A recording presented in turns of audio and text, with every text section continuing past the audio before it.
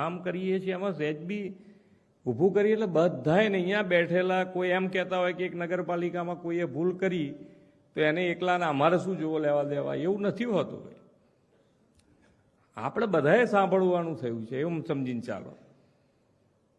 આપણે કોઈ જુદા નથી, બધા એક છીએ આપણે, અને એ થઈને કામ કરવું છે આપણે.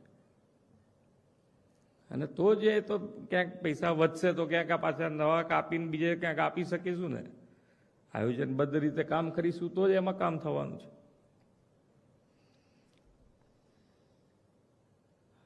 અને કોઈ ક્વોલિટીમાં બાંધછોડ કરવાનો થતો એ તો દબાઈને તમે સમજીને જ ચાલો.